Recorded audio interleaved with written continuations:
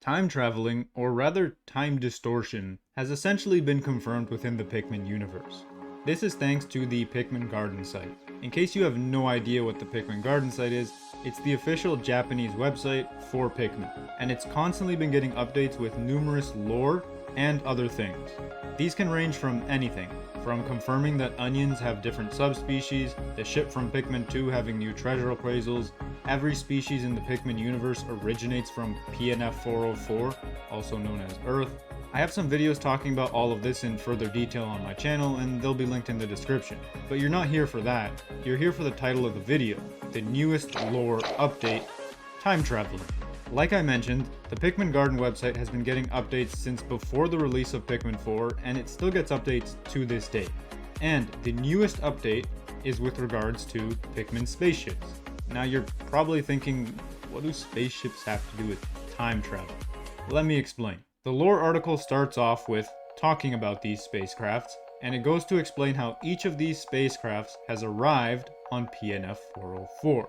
It covers all the ships from the mainline games, so let's just go over them very quickly. It starts with a ship from Pikmin 2, and it calls the little AI thing at the top of the ship the tip of the Unit 01. So I guess Unit 01 is the Pikmin 2's ship's name now.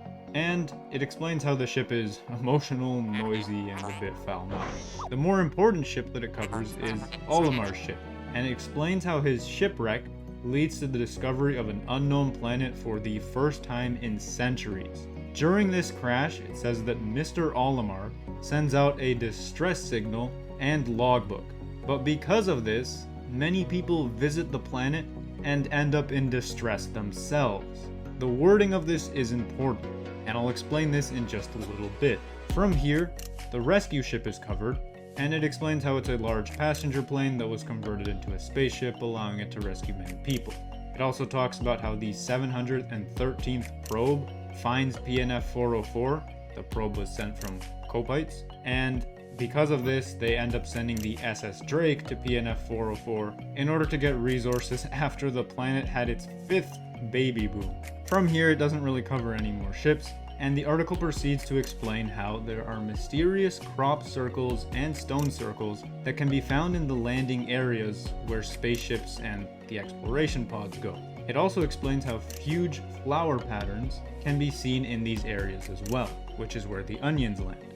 This is where the time traveling part comes in. The article goes on to mention that even if you visit the exact same area, the location and design of these circles may change. And the writer asks if this planet's space-time is distorted. For those still wondering what that means, let me explain. Some of the locations from Pikmin 1 and 2 are the exact same location. The Awakening Woods is the Forest of Hope, and the Perplexing Pool is the Distant Spring.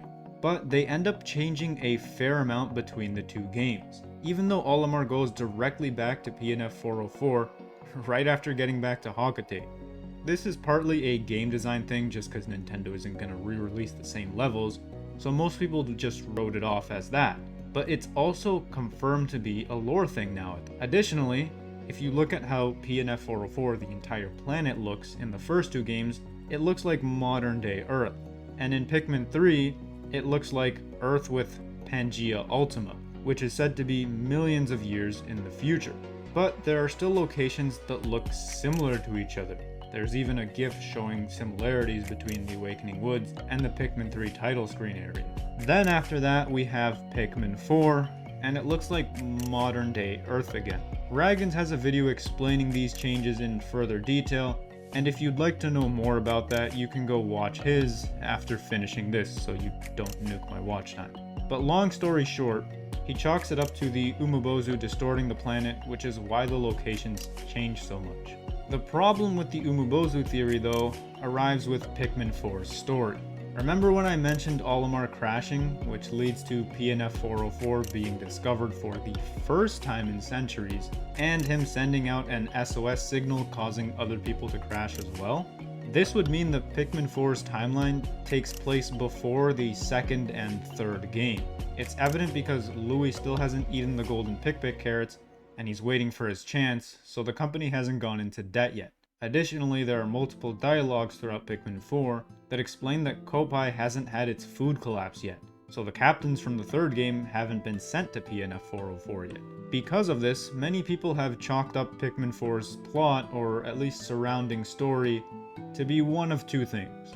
Lazy writing, which is pretty common in Nintendo games to be fair, or Pikmin 4 is a partial reboot to the series. But what if it's neither of these? At this point, Nintendo clearly has Olimar's crash on PNF 404 during the fourth game being his first crash, making it seem like Pikmin 1 hasn't happened, and it's a reboot, right? Maybe. Remember how the article said that PNF 404's spacetime could be distorted? So what if every time you enter or exit the planet, you are time traveling? Meaning that the timeline of Pikmin might not be linear. Pikmin's timeline has become really weird with Pikmin 4, and many popular theories like the Umabozu theory have kind of been nuked because of this. But what if we're just missing the pieces to put the puzzle all together? And getting these pieces would reveal how the Pikmin timeline actually works and the secrets behind PNF 404.